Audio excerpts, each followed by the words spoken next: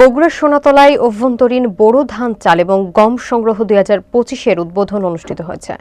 মঙ্গলবার সকালে সোনাতলার এলএসডির ভারপ্রাপ্ত কর্মকর্তা জালাল উদ্দিন সরদারের সভাপতিত্বে অনুষ্ঠানের উদ্বোধন করেন সোনাতলা উপজেলা নির্বাহী অফিসার স্বীকৃতি প্রামাণিক। বিস্তারিত দেখুন শহীদুল ইসলাম শাহিনের প্রতিবেদনে। এবার বোরো মৌসুমে সোনাতলা উপজেলায় ধান 675 মেট্রিক টন এবং চাল 2500 মেট্রিক টন সংগ্রহের লক্ষ্যমাত্রা নির্ধারণ করা হয়েছে।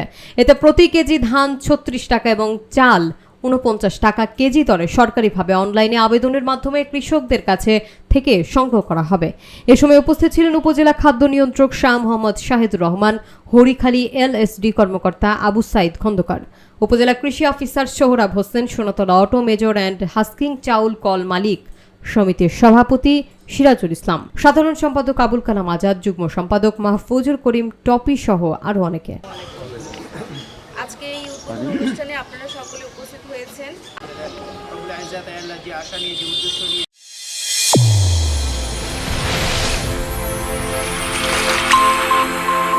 চ্যানেল A1 হৃদয়ের স্পন্দন।